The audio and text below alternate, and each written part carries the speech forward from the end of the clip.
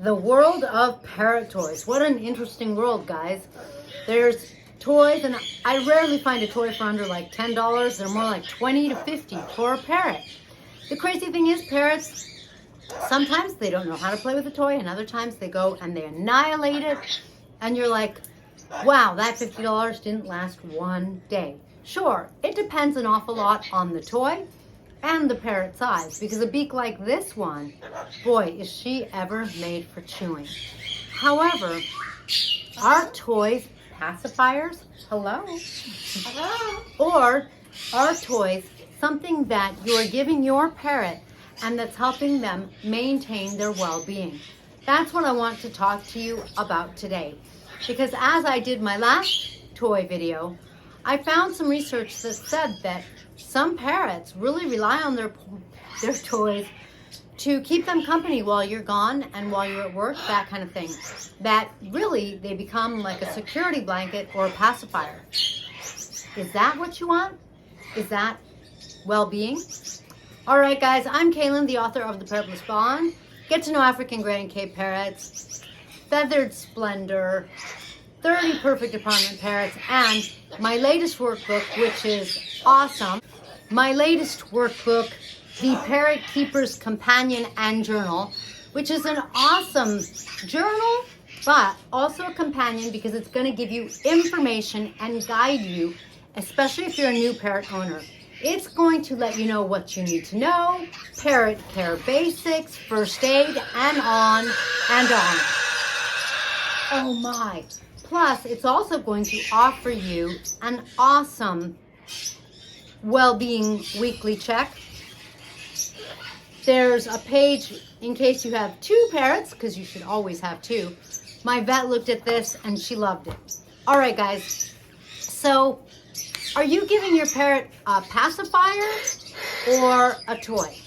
Now, the interesting thing is, frankly, this like kind of reminded me of when my daughter was a baby, and a pacifier is a really interesting word because you buy babies pacifiers, although a lot of times they're called binkies now, but the pacifier they'd put in their mouth and it would keep them pacified, placated. Is that the same as happy? Is that the same as well-being? Is it a way of plugging them up? And do we do the same thing with parrots? Maybe you do, maybe you don't. I think it's important to question, because if you love your parrot and you want your parrot to have health and well-being, then a pacifier may not be the best option for them. When my daughter was a baby, we never bought her a pacifier. She didn't need it. Why would she need to be pacified? She was perfectly fine. And she was perfectly fine because I was with her and I was taking care of her. I was making sure she had what she needed.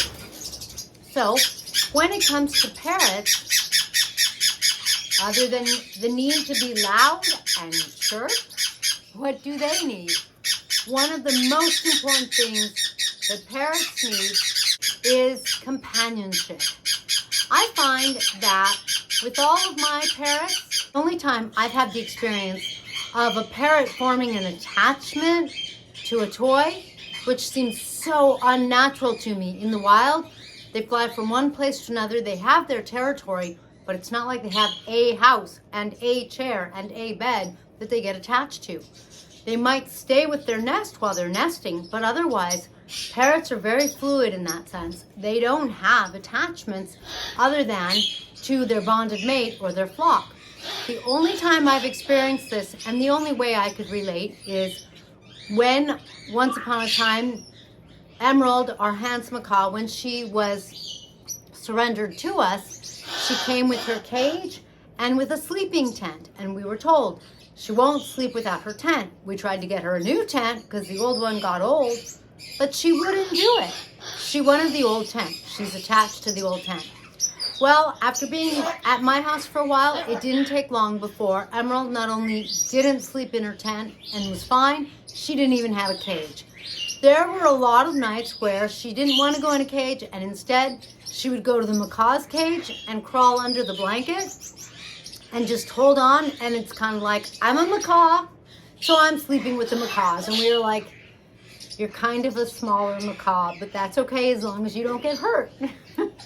It wasn't ideal because I really like for all of my parrots to be in their cage at night so that they can completely relax without having to worry about getting night frights, falling, not knowing their way around, anything like that, just in case. But it was remarkable to see Emerald go from being more squawky, rah, rah, rah, rah, and having an attachment to her tent, to not being so squawky and no longer having attachment, to the point to where, like I said, she didn't even go to her cage. Like, I changed her cage, she didn't care, she didn't have a cage, she had a new cage, it just didn't matter. How did I do that? You know, I didn't do anything. I just let her be here, and in my house, you can tell, it's loud. There are parrots, and one of the things that happens when you have a parrot, like Blue here, they just like the companionship. Blue likes other Quakers, and he would bond with my other Quakers if they would let him. But the other two have kind of paired off, and he's super happy with us. So it's worked out just fine.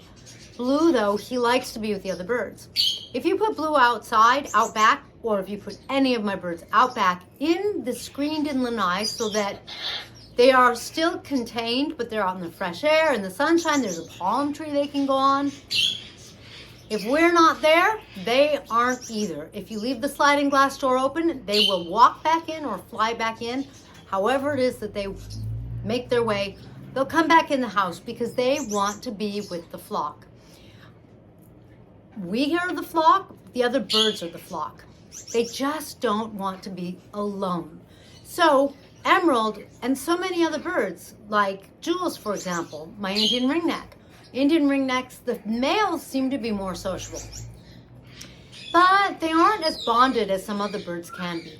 However, Emerald, Jules, or Bella here, they all really are happy when there's other birds around that they can see and they can hear. They don't have to be bonded like this, but it's that sense of, well, there's other birds, I hear what's natural to me, that at a really deep biological level communicates safety and security. You belong, you have a home, you're safe, you're secure. That is super meaningful, and that doesn't need to be pacified. So be really aware of how your parrot handles their toys or their enrichment. For example, like I said in my last video, and I'll put a link into my last video at the end of the video, my parrots, they tend to prefer enrichment. So I usually don't spend $50 on a toy because they don't prefer it. They love the natural enrichment, and I'm fortunate I can find that almost any time, at least on a weekly basis when I'm looking for some. And I feel like it does better for them. They love taking the bark off of wood. They love annihilating leaves on the trees or on the branches. Sometimes they'll just rip them off. Sometimes, depending on what it is, for example, the palm seeds, when the palm seeds are on their little branchy things, some of my birds, like I showed in the last video, they will strip that down to fibers. And I've never quite seen them, for me, relate with the toy the same way.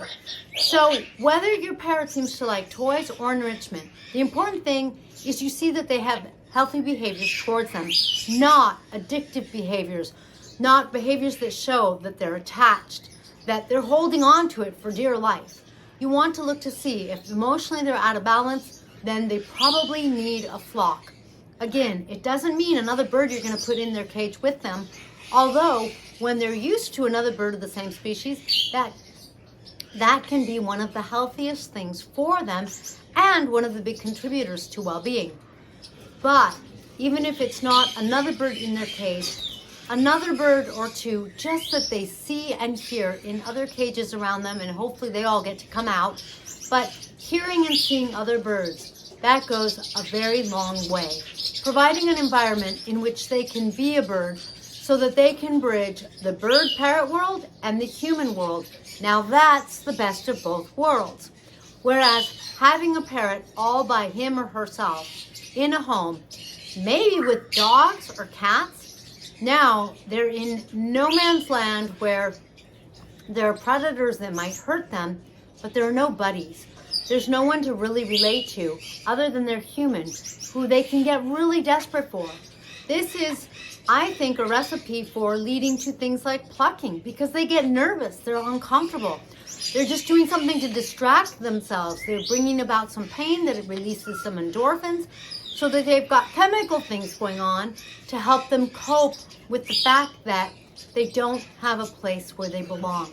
One of the healthiest and most beneficial things for a parrot is another parrot of their same species, or another parrot, even if it is of another species.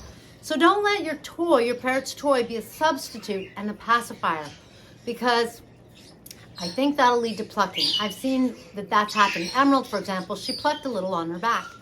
Instead, make sure that your parrot has really good food, a really clean environment, things that enrich its life, whether it's a toy or natural enrichment, so that, and a flock of parrots, so that your parrot feels as comfortable and as home as it can, increasing your blissful bond, reducing, in this case, the need for going to the vet with a plucking parrot.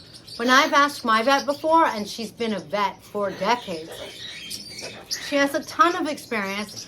She has seen a ton of species of parrots, some of which she says are going extinct here in the US. So she really knows parrots. And she told me that she has seen probably literally every species of parrot that she's seen come in with a plucking issue.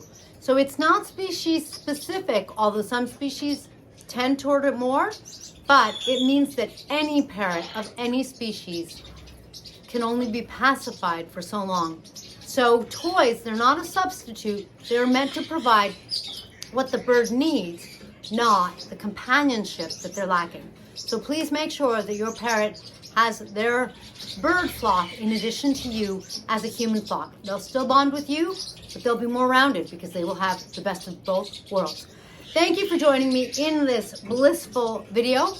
If you enjoyed Arabella, some of my parrotlets, Blue, my Quaker, and I, please be sure to give us one of these and a comment. Even a comment of like an emoji helps my juice, and I always appreciate that. Yeah, fly off if you're gonna squawk in my ear. And if you're new to parrots, make sure to get the Parrot Keeper's Companion and Journal on Amazon under KB Raphael. I think you're gonna find this to be an invaluable tool. Catch you next time. You don't say. You don't say. Come here, step up. No? You don't like stepping up. Come here. Come here, sweetie. There you go. Look. Oh. See you next time.